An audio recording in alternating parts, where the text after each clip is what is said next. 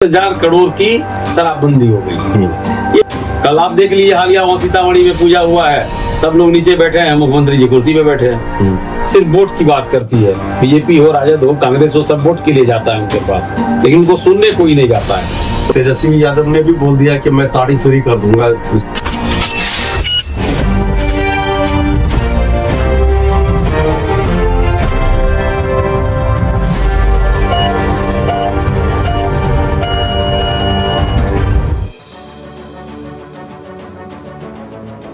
जो अभी तक की सरकार रही है उसके खिलाफ जो लोग हैं उसके ऊपर आपको उम्मीद है।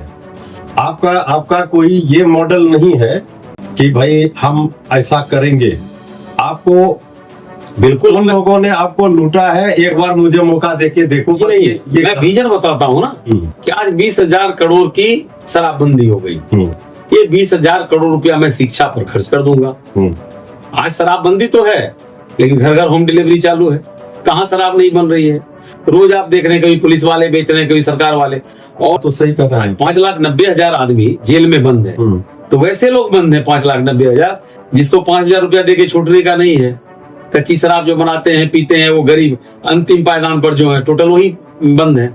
तो मेरी सरकार बनेगी तो मैं 10 मिनट में उसको छोड़ूंगा। तो आप तो उसको छोड़ दीजिएगा, शराब भी बंद करवा दीजिएगा, आप खुलवा दीजिएगा दोबारा से। अभी तो तेजस्वी यादव ने भी बोल दिया कि मैं ताड़ी फ्री कर दूंगा, शराबबंदी से बाहर कर दूंगा ताड़ी को।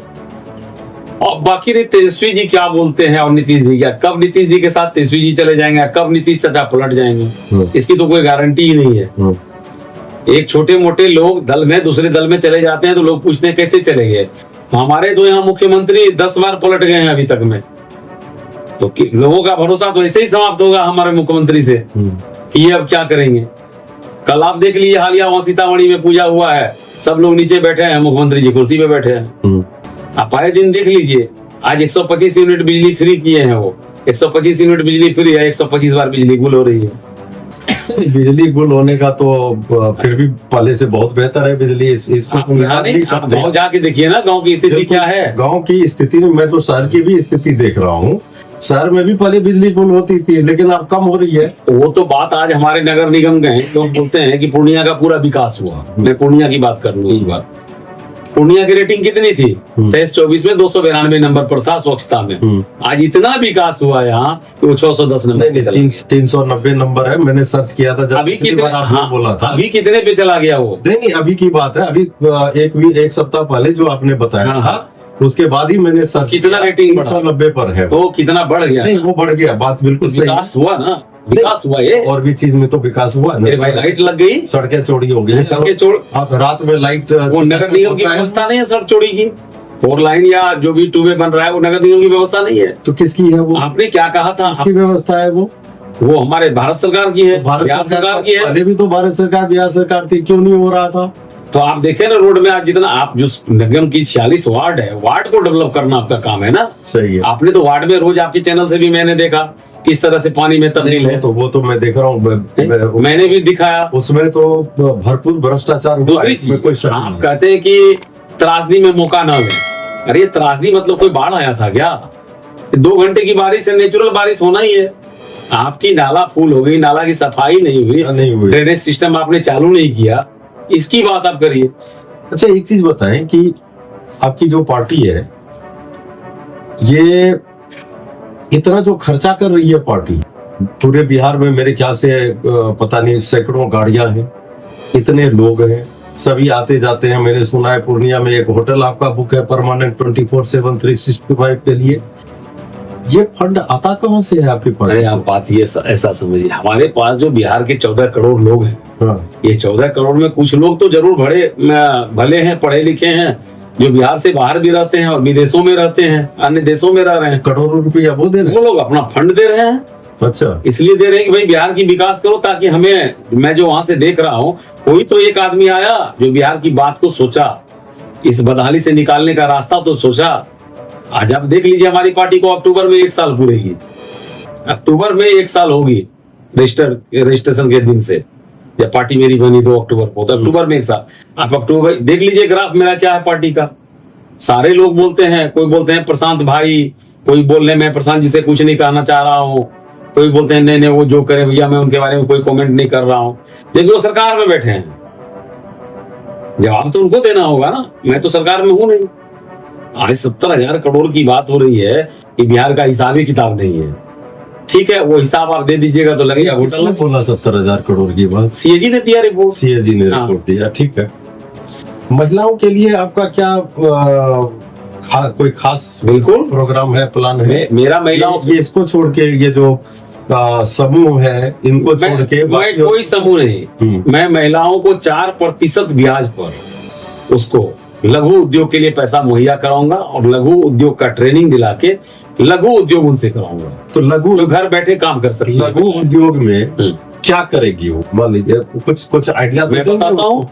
आज हमारे यहाँ बहुत चीज की संभावना है, जैसे आज देखिए केला बहुल्य क्षेत्र है, ये केला का चिप्स बनेगा, पापड़ बनेगा, आप मकई का हब है ये, मक्का आधारित उद्योग बनेगा। आज जो आप यहाँ पर देख रहे हैं मखाना पैकिंग होके, यही मखाना यहाँ पर है ना, यहाँ पर कंपनी लगी हुई है, वो जाके एयरपोर्ट पर बिकती है 100 ग्राम मखाना 100 रुपये, बिल्कुल 200 रुपये का बिकता है।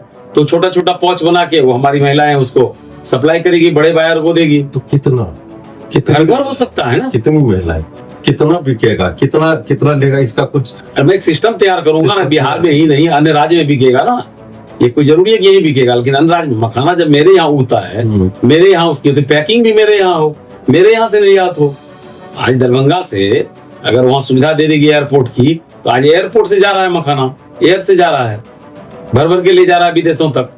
तो आज मखाना आप देखिए 5 साल पहले 2 साल पहले दाम था 200-250 रुपया के जी, यहाँ पर आज मखाना 1000 रुपया के जी है। बिल्कुल बिल्कुल। तो कल हो सकता है जो 4000 की बिक रही है मखाना विदेशों में, वो हमारा मखाना बिकेगा, पूर्णिया वासियों का, बिहार वासियों का मखाना बिकेगा। प्रशांत किशोर जी, ठीक है, राजनीति में सुलझे हुए व्यक्ति है, इन्होंने कई चीफ मिनिस्टर के साथ में रणनीति बनाई है इलेक्शन लड़ने की, और रणनीति बनाना एक अलग चीज है और खुद रण में उतरना एक अलग चीज है। तो क्या होगा ये तो खैर भविष्य तय करेगा, लेकिन ये अभी जैसे छोटे छोटे कार्यक्रम जो इनके होते हैं, कोई जैसे फॉर एग्जांपल विधानसभा घेराव या इस तरह के जो होते हैं, तो इसमें प्रशासन के साथ जो प्रशांत जी का रवैया है, आपको नहीं लगता कि ये थोड़ा रूड हो जाते हैं? क्योंकि ये बात मैं नहीं बोल रहा हूँ, ये सवाल जनता का है। जनता इस चीज को देखती है और जनता ये समझ रही है कि जो डील आप जिस प्रकार से IAS IPS के साथ करते हैं, चाहे वो DM हो के SP हो या जो कोई भी हो, उनको तुम करके बात करना या जिस तरह भी है, तो क्या आपको नहीं लगता कि ये थोड़ा गलत हो रहा है? ये नहीं, आपने बहुत माकूल क्वेश्चन किया। मैं आपको बता दूं कि मैं पहले ही कह चुका हूं राज्यपाल महोदय से, या ज्ञापन दे चुका हूं कि मैं 1 करोड़ लोगों का हस्ताक्षर कराकर आपको दूंगा। जो आपकी ये नीति है, आपने कहा था 3, मेरा क्यों किस बात का घेराव था? मैंने पहले ज्ञापन दिया कि आपने कही थी कि मैं 3 डिसमिल वैसे लोगों को जमीन दूंगा जिसको जमीन नहीं है। आपने जमीन नहीं दिया। आपने बोला भूमि सर्वेक्षण इस तरह से कराऊंगा, आपके पास इंफ्रास्ट्रक्चर नहीं है, आप पब्लिक से ही सारा चीज मांग रहे हैं, डॉक्यूमेंट। आपके पास भी तो डॉक्यूमेंट होना चाहिए ना। आए दिन आप तो लोगों को घर घर में लड़ा रहे हैं अभी जमीन के नाम पर, और आपके जितने तहसीलदार बैठे हुए हैं, कर्मचारी बैठे हुए हैं, आप देखिए कितने कर्मचारी भ्रष्टाचार में भी पकड़ा रहे हैं रोज। कल परसों में CO साहब में अरेस्ट हो गए, कर्मचारी सुपौल का अरेस्ट हो गया। तो ये तो मोटा इनकम था। आप ये देख लीजिए पूरे बिहार के CO का तबादला हुआ, उस मंत्री ने तबादला किया, दूसरा नीतीश जी ने रोक दिया। तबादला में मोटी मोटी रकम देके लोग तबादला करते हैं, सही है, तो उसको रोक दिया, दूसरा मंत्री ने मंत्रालय छोड़ दिया। चंद्रशेखर जी थे आगे, मंत्रालय छोड़ दिया। तो इस सब इन तमाम भ्रष्टाचार का जड़ सरकार से ही आती है। 1 सप्ताह पहले आपने परमिशन मांगी, बिल्कुल परमिशन मिला तो नहीं था आपको? तो आप तो ज्ञापन परमिशन आपको मिला तो नहीं था। अभी 10 आदमी 15 आदमी मिलके जाते, चाहे राज्यपाल महोदय से चाहे मुख्यमंत्री महोदय के पास, कि ये रहा मेरा ज्ञापन। अगर वहां पर आपको रोका जाता तो एक अलग बात थी। बगैर परमिशन के आप कहीं भी अगर 1000 आदमी लेके चले जाइएगा तो ये तो थोड़ा गलत हो जाता है ना। लेकिन आपका बिल्कुल माकूल क्वेश्चन है। मैं आपको बता रहा हूँ कि आप जो बोले मैं जाना चाहिए राज्यपाल के यहाँ, मैं तो एक सप्ताह पहले 10 दिन पहले जाके उनको ज्ञापन सौंपा कि आप समय रहते इसका जवाब दे दीजिए, बाकी पब्लिक जान जाएगी आपके पास जाने का, हमें धरना करने का कोई जरूरी है। लोकतंत्र में सबको अधिकार है अपनी बात रखने का। तो आप धरना दे देते। नहीं तो धरना आप धरना तो दिए नहीं, आप तो बैरिकेड तोड़ के जा रहे थे। बैरिकेड तोड़ के ना, तो गवर्नमेंट, मैं उनके एरिया में जो उनकी एरिया प्रतिबंधित एरिया होना चाहिए। तो आप पब्लिक पर क्यों चला रहे हैं लाठी? सरकार में बैठे हुए आप जवाब तो दीजिए। मुख्यमंत्री जी को आके मिलना चाहिए, उनके सचिव को मिलना चाहिए। हमने तो यही कहा कि आप मिल लीजिए, मैं यहीं से वापस हो जाऊंगा, लेकिन आपने तो पुलिस वालों को भेज दिया। मैं एक चीज बता दूं आपको कि आज यहाँ जब भारत का बंटवारा हुआ था, पाकिस्तान से कुछ बंगाली समाज आया था, वहां से आया था, जिसका मैं आपको 66 लोग करीब हैं बेलोरी में, जिसको आज तक सरकार की कोई सुविधा नहीं मिली। सरकार ने जमीन दिया, उनको जमीन दे दिया, लेकिन जमीन का ना म्यूटेशन हुआ, ना उसको सरकारी कोई लाभ, घर मकान कुछ नहीं बना। जहां तक राशन कार्ड तक उन लोगों का नहीं बना। तो मैं आपके चैनल के माध्यम से कहना चाहूंगा कि आप बेलोरी एक बार जाएं और उन लोगों से मिले जो 78 साल से वंचित हैं, इस देश का नागरिक रहते हुए। और यहाँ जब से हमारे अजीत सरकार की हत्या हो गई, तो यहाँ बंगाली समाज सेकंड मतलब है, उनका 28,000 पॉपुलेशन है, लेकिन आज उनका सुध लेने वाला कोई नहीं है। गया भी था, और मैं आपके चैनल के माध्यम से बोलना चाहता हूं कि हमारे बंगाली समाज जो 78 साल से वंचित हैं, उनके पास आप जाएं और उनके दर्द को साझा करें और लोगों तक, सरकार तक पहुंचाएं। अवश्य करूंगा। अच्छा किया आपने बता दिया, और मैं जरूर मोहल्ला बनी हुई है उसकी बेलोरी में। ठीक है।